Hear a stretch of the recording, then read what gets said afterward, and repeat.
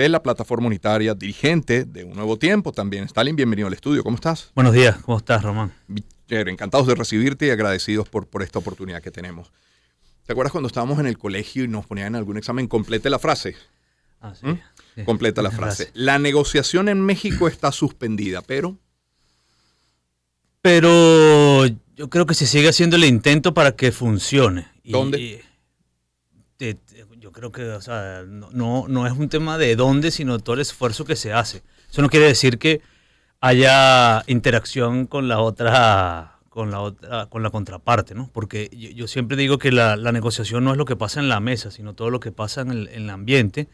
Y todo esto todo lo que está pasando, yo creo que tiene que ver con todo eso que se está moviendo discretamente. O sea, hay una frase que a mí no me gusta, pero la uso porque muestra más gráficamente que no veamos el árbol, sino el bosque completo, lo que está ocurriendo, ¿no? Y yo creo que no hay que ver aislado todos los movimientos políticos y todas las decisiones y todas las aberraciones que se han ido tomando estos días. Creo que no hay que verlas. Permíteme describir dos de esos árboles. La renuncia de todo el CNE y la inhabilitación a María Corina Machado. Ahora descríbeme el bosque. Sí, a ver, ¿qué es lo que yo creo? ¿No? Que evidentemente, si ves ayer el tuit de Delcy Rodríguez habla de la elección libre para todos, y yo creo que tiene que ver con eso, ¿no? Que es que el régimen tiene una narrativa, el cual yo no justifico, solamente estoy describiendo lo que ellos dicen, ¿no? Porque después alguien me dice que yo los estoy justificando. Yo solamente veo lo que ellos dicen. ¿Qué dicen ellos? Que la elección libre debe ser para los dos y que para ellos debe ser el ejercicio del gobierno y que las sanciones no los dejan hacer gobierno y que el problema que hoy tiene el país es por las sanciones y que el descontento que tiene la gente de 80-20 en contra de ellos es por las sanciones, que en esas condiciones no pueden ir a una elección porque no es libre para ellos. Discurso secundado por el presidente de Argentina, por ejemplo. Entonces, no, y además fue el debate de la conferencia en Colombia. Al final la conferencia de Colombia, que no tuvo una resolución final, era así, la necesidad de elecciones libres, donde están registro electoral, inhabilitados, tarjeta, observación, versus a que pueda haber una flexibilización de sanciones. Y yo creo que todas esas decisiones han ido presionando a la comunidad internacional a que que el régimen logre la flexibilización de sanciones. Y versus ello tendríamos una elección más o menos competitiva. Es lo que yo creo que está pasando. O sea, creer que es que le tiene miedo a alguien o a fulano, yo creo que esto va a ser una cadena si no se resuelve esto en las próximas semanas. Aquí vamos a ir al peor escenario, que es una elección donde el régimen va a ir inhabilitando a todo el mundo. A ver si interpreto bien. ¿Entiendes que las inhabilitaciones, los inhabilitados son como fichas de juego, de intercambio, son para ejercer presión? Son para ejercer presión. Ahora, y son ilegales, ¿no? Son ilegales totalmente, porque nuestra Constitución es clara y dice que las inhabilitaciones son una pena accesoria a una sentencia penal. Y en el caso de María Corina, algo que ocurrió hace 12 años, según recuerdo. Y además de todos, porque no es nada María Corina, o sea, Enrique Capriles está inhabilitado, Superlano también está inhabilitado, creo que Andrés Velázquez también está inhabilitado. Entonces, todos ellos están inhabilitados sin una sentencia firme. El caso, por ejemplo, Petro, que en algún momento en Colombia se le intentó hacer, Petro se defiende y se usa la sentencia que la Corte Interamericana en ese entonces sacó a favor de Leopoldo López. Entonces, y por eso creo que ha habido una solidaridad de bastante de la dirigencia latinoamericana y de presidentes sobre el tema, porque es un abuso lo que se está haciendo, pero creo que se está haciendo bajo un juego de presión en una mesa. Y si es bajo un juego de presión en una mesa, si es una ficha de juego de intercambio, levantar las inhabilitaciones pasa ¿por qué? Primero que la inhabilitación es una medida administrativa que es de fácil levantamiento. Decisión de la Contraloría. Totalmente, o sea, quien lo hizo lo puede sacar, no tiene ningún otro procedimiento que hacer. Es como una presión que es fácil de levantar. Que creo yo que tiene que haber un acuerdo, ¿no? Y yo creo que estamos en semanas cruciales porque al final yo siempre he dicho que esta es una negociación a 3, aunque 2 estemos sentados en la mesa. Porque lo que quiere el régimen no se lo podemos dar nosotros, se lo puede dar la comunidad internacional, no nosotros. Y lo que nosotros queremos lo puede dar es el régimen, que son al final las condiciones electorales y el poder ir a una elección libre. Entonces, esa presión también, esa tercera parte está entrando en su propia dinámica interna, ¿no? Y se avecina una elección presidencial en los Estados Unidos, va a empezar todo el ciclo presidencial y esa puerta se va cerrando, porque al final las decisiones políticas tienen costo y depende de la política interna de lo que esté pasando allá. O sea, que siempre los países, cualquiera que sea, sus decisiones pasan primero por mantener el control interno, o sea, mantener la tranquilidad interna política, creer que alguien va a tomar una decisión para ayudarnos a nosotros en detrimento de su costo interno, no, eso no va a pasar, nadie va a tomar una decisión así y creo que estamos en semanas cruciales para eso y creo que también tenemos que prepararnos, hay que trabajar en escenario, nadie puede trabajar sin escenario y yo creo que hoy estamos en el peor escenario, yo creo que hoy estamos en un escenario donde... Y ahí voy con lo del CNE. O sea, creer que lo del CNE es... Yo creo que el régimen final se está preparando para su peor escenario también, que es adelantar la elección. O sea, ¿por qué lo hace ahorita y no lo hizo hace un año? Porque desde que hubo la elección regional, el régimen está avisando que quiere cambiar el CNE. ¿Por qué? Porque la elección del 21 de noviembre dio el voto no MUT, que fue la tarjeta que se utilizó, el voto no PSUD. El voto no PSUV fue mucho mayor, o sea, fue mucho más descontento el que hubo. Y el régimen sabe que ese CNE le dio una confianza a la gente de nuevo conectarse con el voto. Incluso gente que no votó en esa elección hoy está fervientemente peleando porque vayamos al 24. Entonces, necesita que la gente pierda la esperanza o que pierda fe en el voto. ¿Por qué lo hace ahorita? Porque yo creo que se está preparando si no hay un acuerdo, adelantar la elección. Y a eso nosotros tenemos que estar preparados. O sea, creer que se pueden lograr hacer todo lo que pensamos, hacer primaria, preparar la elección tranquilamente, porque esa elección va a ser al final del 24, creo que es muy ingenuo. Obviamente vamos a hablar de primaria y de elección presidencial, pero ya que comenzamos por el tema, en fin, negociación, se habla de un encuentro, repito, se habla de un encuentro en Qatar, se habría dado entre un enviado del gobierno de los Estados Unidos y representantes del gobierno venezolano, sin oposición, sin intermediarios. ¿Eso lo puedes confirmar? No, yo no puedo confirmar no puedes confirmar eso. No tengo información sobre eso. Vi la noticia, pero nosotros no tenemos información sobre eso. Y si en todo caso, la oposición siquiera está enterado de los encuentros, de los temas, de las discusiones que se dan. ¿O tienen conocimiento de que se hayan dado algunas en las que no hayan sido invitados? Mira, yo creo que nuestra relación con la comunidad internacional, sea los Estados Unidos, la Unión Europea y con otros países, ha sido franca y honesta.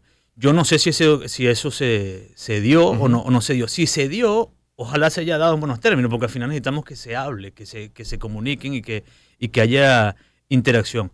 No debe haber habido mucho porque no tenemos ninguna información certera de algún avance sobre cosas. Evidentemente que la visita del enviado especial para el tema de los presos, Carsten, es evidente que hay un restablecimiento de conversaciones o de algún flujo de comunicaciones. Yo denominé ese encuentro como una muestra de amor. Después que se rompieron las relaciones, bueno, vamos a ver qué pasa con esto. No creo que se haya avanzado tanto porque no ha habido más nada, ¿no? Pero creo que se está haciendo todo el esfuerzo para que podamos tener un acuerdo, porque todos estamos viendo la gravedad y el tiempo se está acabando. Porque al final todo el mundo va a tomar sus decisiones. O sea, al final la puerta en Estados Unidos se está cerrando, va a empezar el ciclo presidencial, no va a poder tomar unas decisiones tan rápido. Al final yo me imagino que Maduro también está esperando tomar sus decisiones. Pero es una puerta que la historia nos ha demostrado que se cierra y se abre.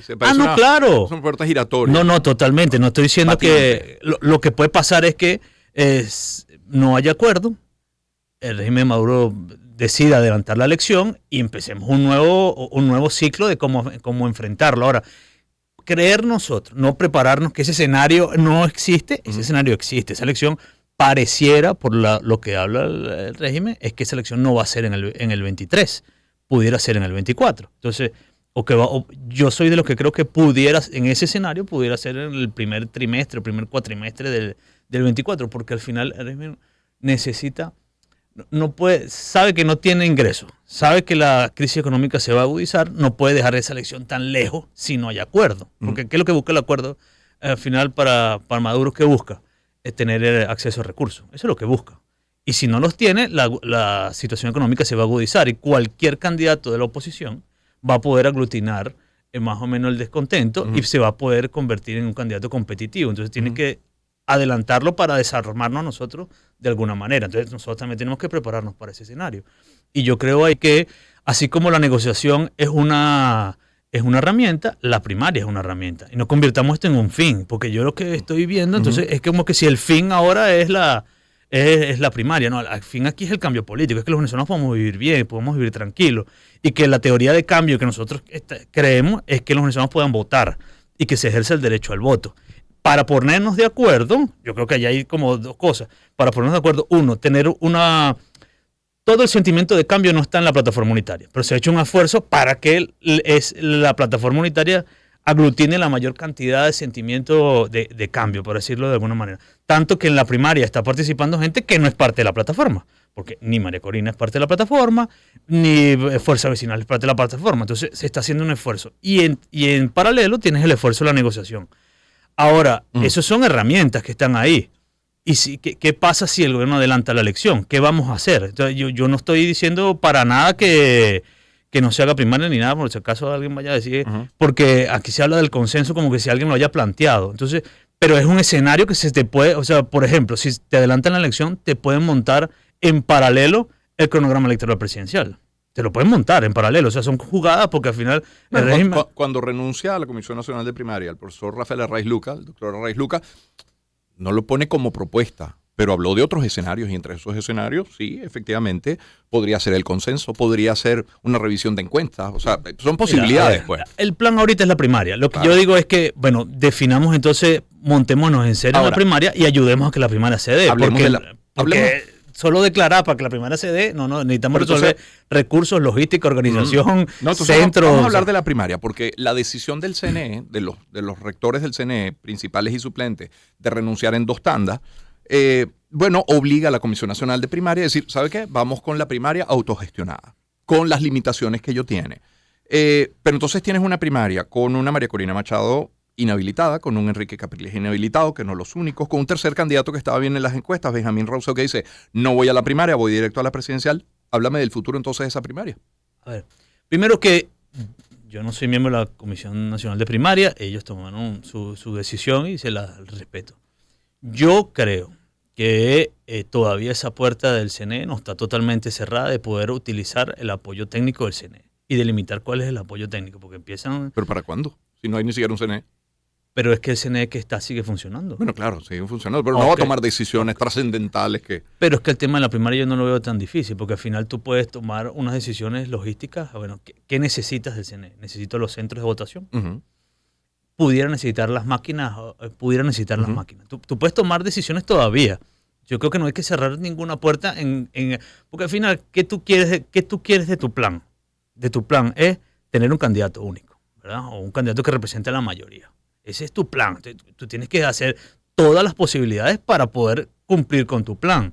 Porque el otro también está jugando. Y yo creo que y por eso es que a veces muchos teóricos hablan de la política y del ajedrez, porque el ajedrez al final no es lo que tú sabes, la jugada que tú aprendes, sino lo que tú desarrollas con el ajedrez es aprender, ver cuáles son las jugadas de tu oponente. Entonces tú estás viendo que el régimen se está preparando para adelantar la elección. O sea, está presionando a la comunidad internacional para que le den levantamiento, flexibilización de sanciones. Se mueve lo del CNE para preparar que ese CNE le dé el tiempo justo. Ve que el cronograma que se publica es 14 de agosto. Finalizaría el tiempo justo para que pueda convocar una elección con 6 meses. Y 6 meses te los da para febrero o marzo. Si parece estar de anteojito que podría adelantarse la elección. En ese escenario. Menos chance hay incluso de que el CNE participe apoyando a la Comisión Nacional de Primaria. Yo lo que estoy diciendo es que es una puerta que no debemos cerrar por completo. Porque evidentemente puertas adentro, yo no soy parte de la Comisión Nacional de Primaria y ustedes aquí entrevistan siempre al profesor Casal. Sí. Pero hay unos temas por resolver. ¿En qué sitio montamos los centros de votación? Que sean sitios cerrados, seguros, donde la gente pueda participar. Sí. Yo fui al cementerio, por ejemplo, antier, el lunes, fue una reunión en el cementerio, y yo les decía, bueno, donde estábamos a una cuadra del Liceo Gran Colombia, que tiene 8.000 electores, y atrás que Alqueya Ayala, que tiene 6.000 electores. Y dije, ¿a dónde vamos a montar ese centro de votación nucleado? Aquí en esta casita. ¿Cómo montamos Nada más, esos son 2 centros. La nucleación siempre suelen ser de 5 o 6 centros. Y si vota el 10% de más o menos eso, estás hablando, nada más en esas 3 cuadras podrían ser nuclear 3 3.500 personas que puedan ejercer el derecho al voto, no el 100%. ¿Con dónde lo montas? Entonces, no es tan fácil hablar del tema para que sea una primaria exitosa, el cual participe mucha gente de toda Venezuela, sea un hecho político que nos dé el impulso de ir a la presidencial. Por eso que digo, hay que ver esto, las primarias son una herramienta, no son un fin. Y a mí me preocupan los discursos que se van dando últimamente, porque es como que si todo se va a resolver con la primaria, ¿no? Aquí el oponente está jugando, el oponente está haciendo su jugada y hay todo un tablero y un ambiente donde se está moviendo y que tenemos que ver. Nadie tiene la garantía de que luego de que haya sido electo en una primaria ese candidato no vaya a ser luego inhabilitado. No, y además incluso el que gane la primaria no tiene el mandado hecho porque hay una oposición que está fuera de la plataforma y de la primaria. Tienes que hacer el esfuerzo de hablar con ellos, o sea, creer. O sea, hay unos señores que tienen, hay dos clases, no todo el que está en desacuerdo con la primaria o con la plataforma es un alacrán, cada quien tiene una...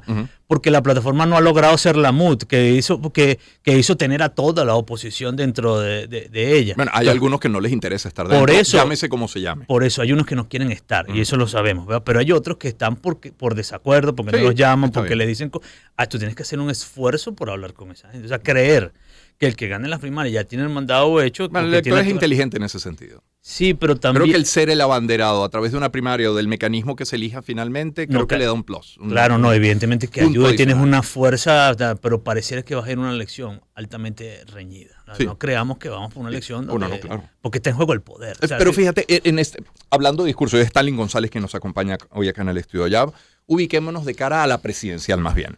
He escuchado no pocas voces en la última semana decir cosas como el pueblo es el que habilita o inhabilita. Lo he escuchado muchísimo. A ver, como frase de mercadeo político, a lo mejor es muy buena. Es romántica, si cabe el término, pero es efectiva, es realista, porque cuando ese candidato se vaya a inscribir ante el CNE para ser candidato presidencial, le decir, mire, usted tiene una clave y usted no puede inscribirse. Yo lo que creo es cómo o cuál pareciera ser la medida que todos quisiéramos donde se resuelva, es en una negociación. Porque es claro. que... Es que siempre se dijo que el valor de la negociación era antes de la elección. Por eso, entonces es más fácil creer que solamente la presión va... Yo creo que la presión es nuestro valor de negociación.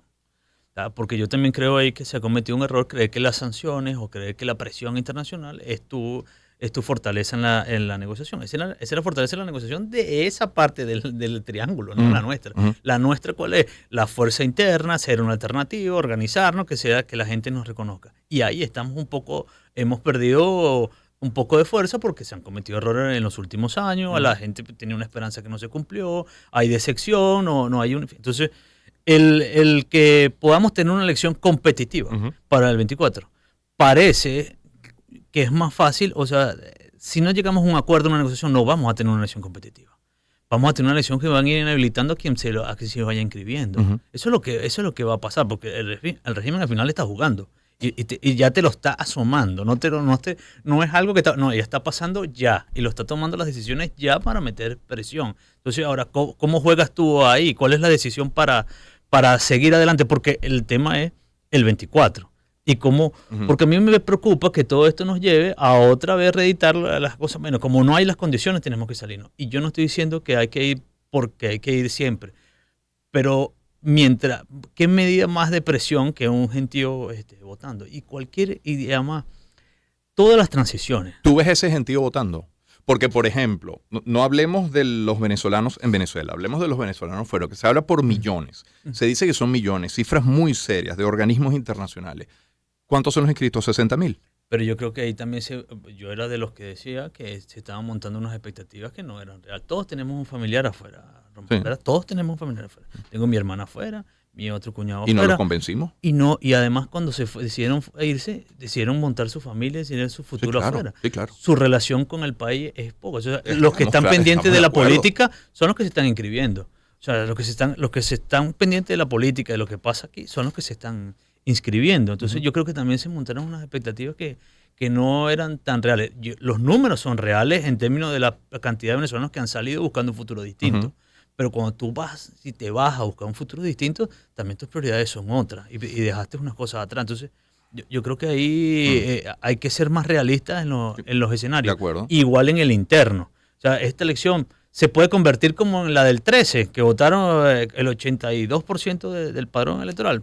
Puede ser ahora parte de nosotros. Claro. De cómo lo vendemos, de cómo lo decimos y cómo afrontamos ese reto que está por delante y es una gran oportunidad para el cambio. Stalin, en estos más de 20 años, algunas voces dentro del Ejecutivo han venido sosteniendo es que no salimos ni con votos. Esa frase, no terminas chocando contra esa frase y no importa el análisis que haga. Pero es que yo creo que, a ver, si tú tienes 80-20 en contra, ¿verdad? Porque no hay encuesta que veas, lo ves en la calle, hay 80-20 en contra. Tú sabes que una elección no la gana, ¿verdad? Porque al final el régimen tiene que hacer su análisis y sabes que una elección no la gana. Y el 21 de noviembre te sirvió para darle la sonada que sabes lo que está pasando. ¿Cuál debe ser tu plan? Entonces, uno, ellos saben que hay una cantidad de venezolanos afuera. O sea, que la abstención no va a ser del 20%, va a ser un poco más. Porque si siempre la abstención ha sido del 20% y tienes ahora una gente afuera, esa abstención matemáticamente va a ser un poco más del 20%.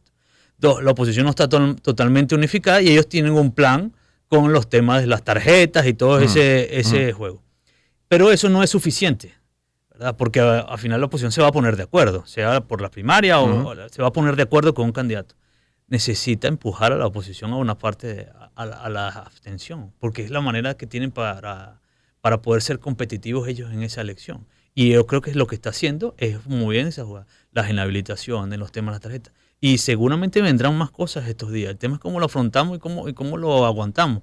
Porque al final el régimen, aunque siempre ha tomado las decisiones por el control interno, ha avanzado en los últimos meses en su reconocimiento internacional. Entonces, hacer una elección peor que la del 2018 lo va a poner en un aprieto mucho más grande que el que está hoy.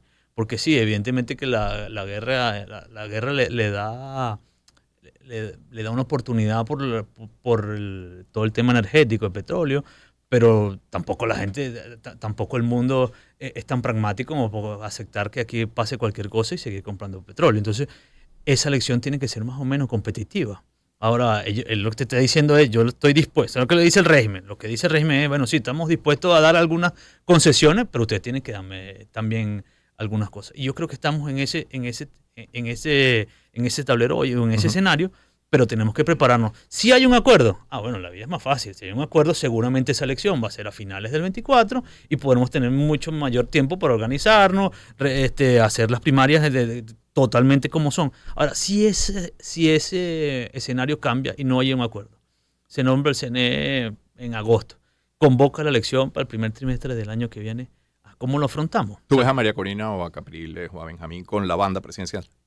Yo espero que alguno de ellos tenga la banda presidencial, pero tenemos que jugar bien. Tenemos que hacer las cosas como son.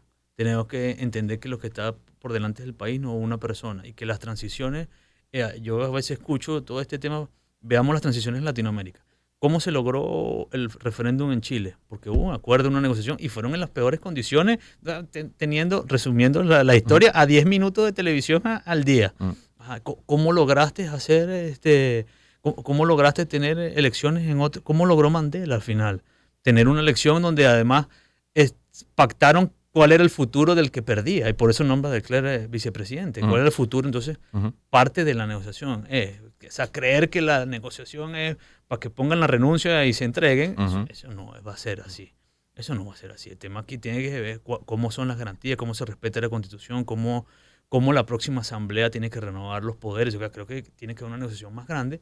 Pero ahorita el tiempo se nos está acabando para poder lograr que en el año 24 haya una elección competitiva donde los venezolanos podamos ejercer el derecho al voto y que ese derecho al voto logre el cambio político. Ese es el reto que tenemos esta semana. Yo entiendo toda la diatriba. Yo también utilizara, si fuera candidato, también utilizara todo lo que está pasando en mi favor. Pero lo que pareciera que está pasando es mucho más grande que ese árbol y hay un ambiente más grande que al cual tenemos que ponerle atención. Stalin, gracias por habernos acompañado esta mañana. No, gracias a ti. Stalin González es miembro del equipo negociador de la Plataforma Unitaria, dirigente de Un Nuevo Tiempo. Me permito compartir algo de publicidad antes de identificar nuestro circuito y hablemos del urológico.